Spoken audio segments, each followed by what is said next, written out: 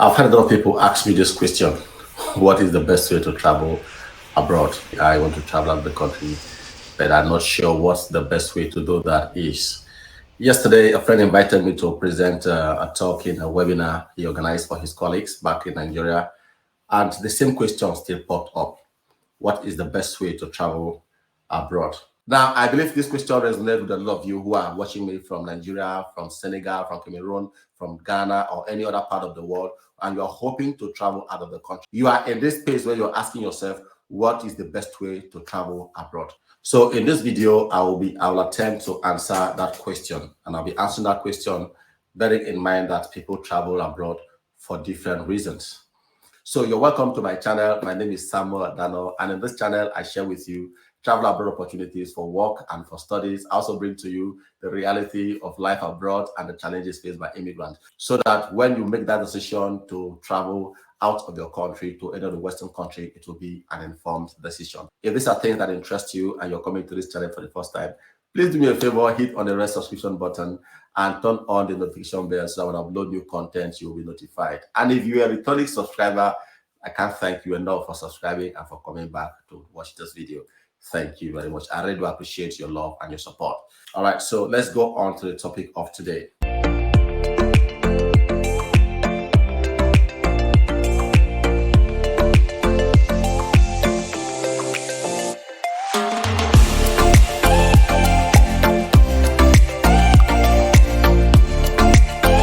What is the best way to travel abroad?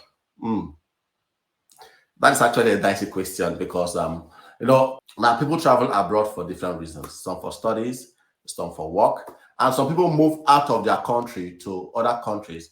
Some people will say to secure the future of their children. Apparently, they have suffered themselves a lot back in their home countries and don't want their children to suffer the same fate.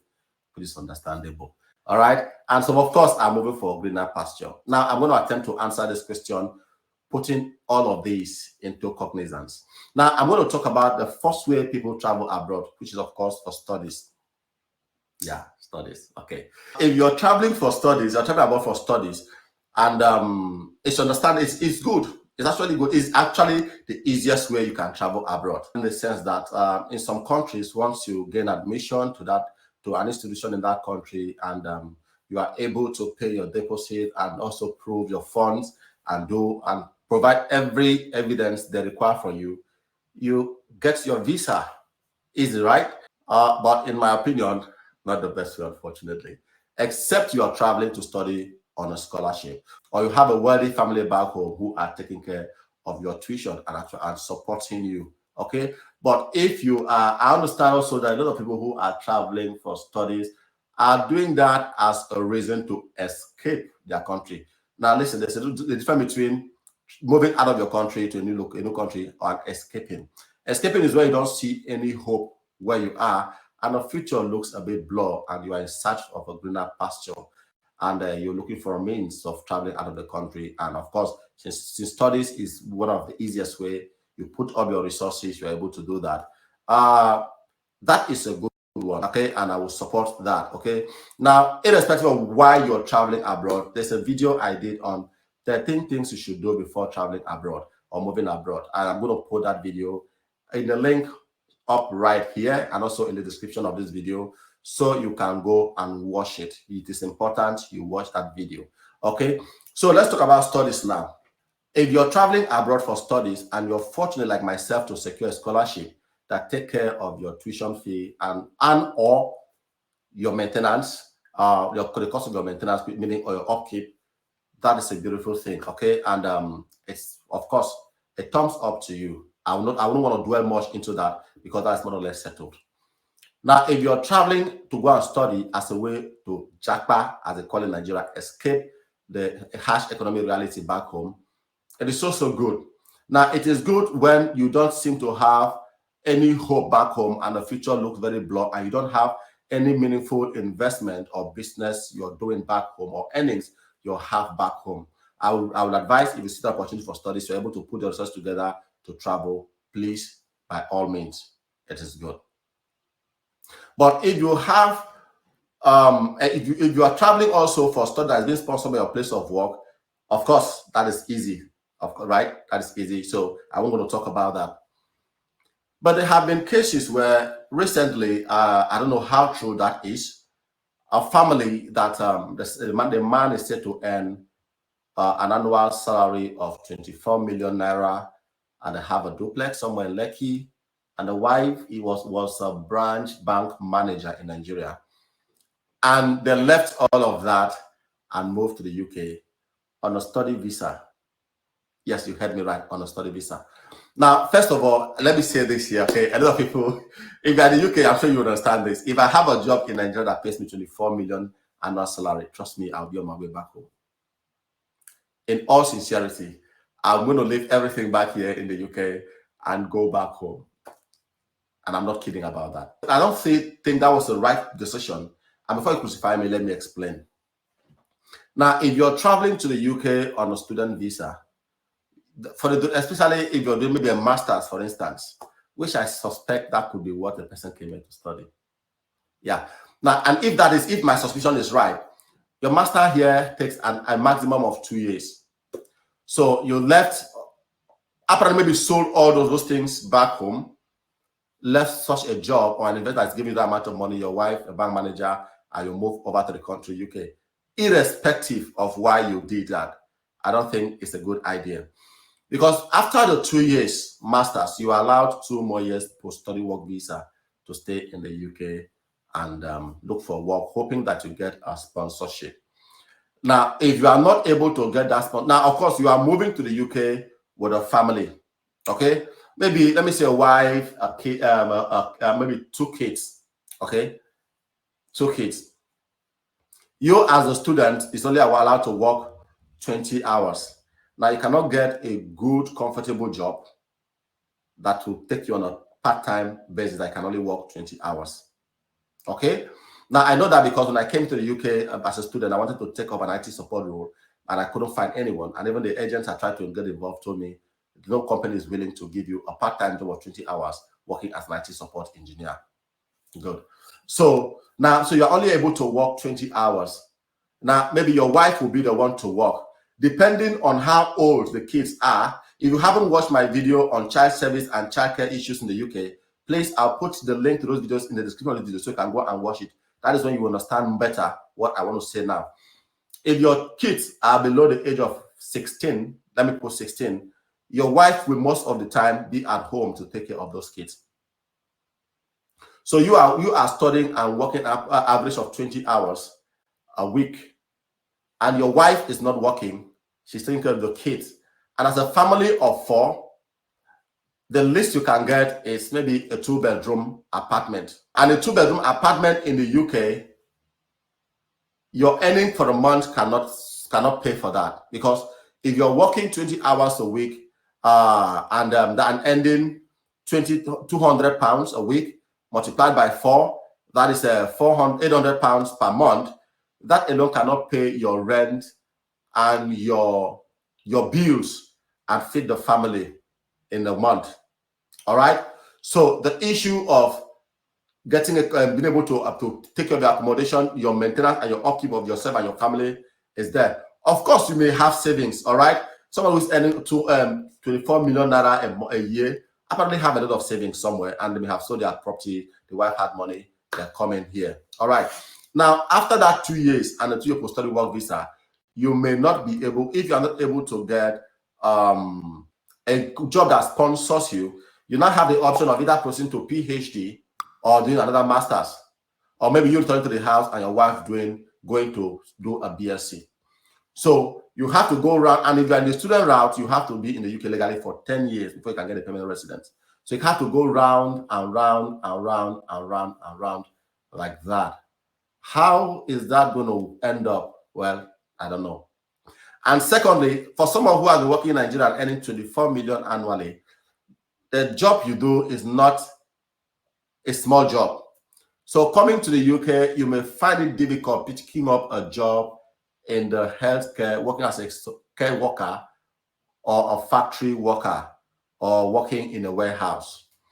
So you have to swallow the humble pie of working in this kind of places, which a lot of people most of the time have issues with. I'm talking about that. There's a family that actually left the UK, Nigeria like that. I watched that in the YouTube channel owned by Franklin, a Nigerian who actually share stories, real life stories of some Nigerians abroad who actually share that story with him, and he brings it up to us so we can learn from it. There's a story of a man who was pressured by his wife because his friends are abroad, and they left a very comfortable life back home to come to the UK. And when they came, they stayed with friends, moved to accommodation. The man was finding it difficult to go work in the factory and care home and all of that. So when the money they came with ran out, the wife started insulting him. They started having issues. The wife called the police on him. He was sent out of the house, and at the end of the day, he ended up in a hostel provided by the government. So his life, he came from up to zero because of that singular decision. So if your decision for deciding to throw away the life and everything back home to travel abroad is to secure the future of your children, as some will argue, how about you not throwing away everything you have back home and moving with the entire family? How about the wife moving abroad with the kids while you, the husband, stay back home and continue? I'm sure with 24 million annual salary, you should be able to support them, and also be able to do something for yourself.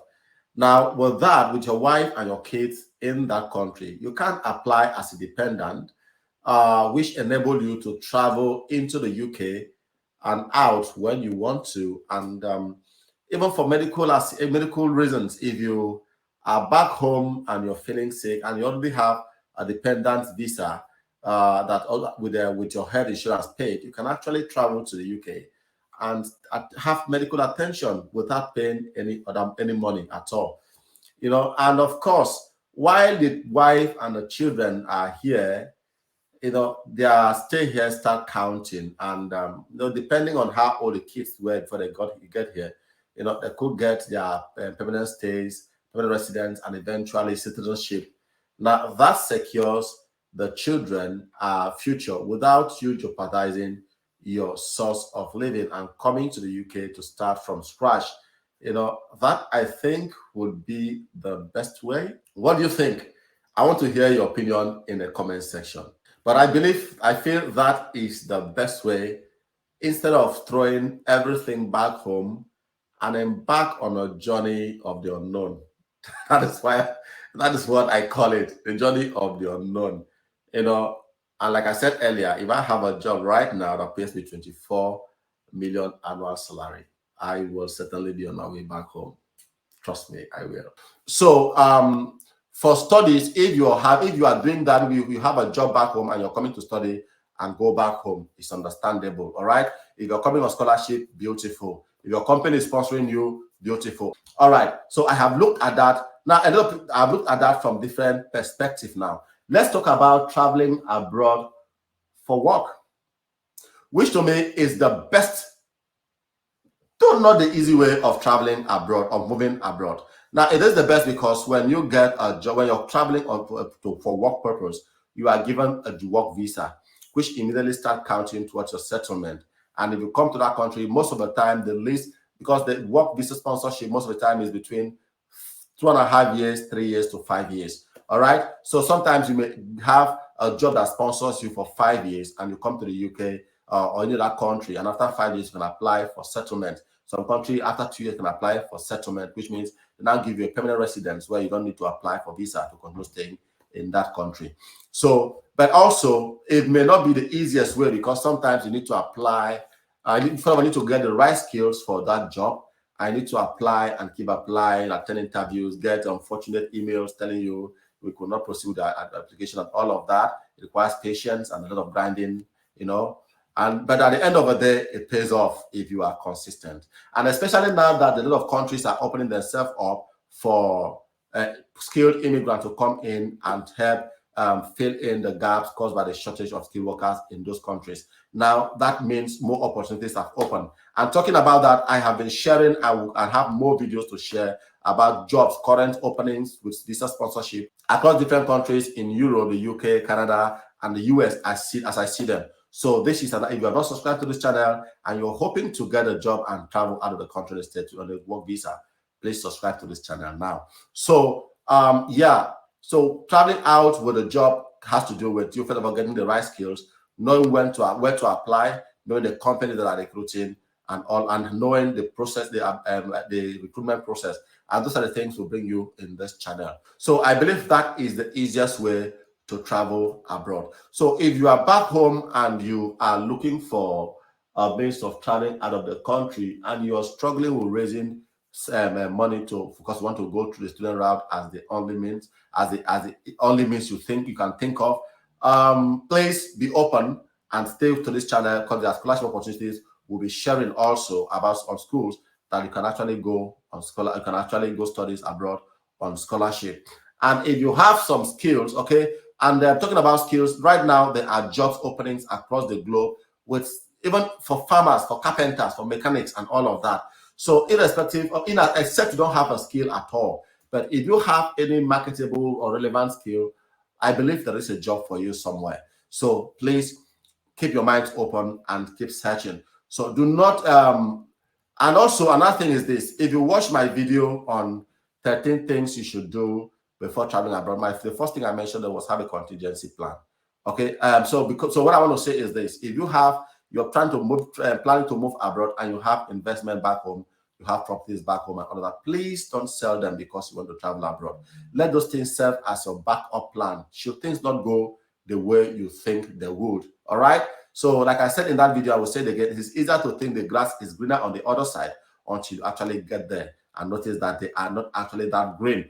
So in case you get there and the grass is not that green, and you look back at your life, you see that you were better off while you were back home. When I decide to go back home, you will have something to fall back to. As a matter of fact, the decision to go back home will become easier if you still have something to go back to. A lot of people are stranded out there, out in other countries, and are not able to go back home because they don't want to go back and be at the mercy of family members, friends, and relatives. And especially because of the hallowed status of those who live abroad. Back home, they believe they are millionaires and swimming in riches, okay, and a very comfortable life abroad. So that is what I want to share with you today. I just wanted to try to answer this question on what is the best way to travel abroad. Please, I want to hear your thoughts on this. Do you think my opinion on this actually gives the right perspective? Do you have a different opinion about this?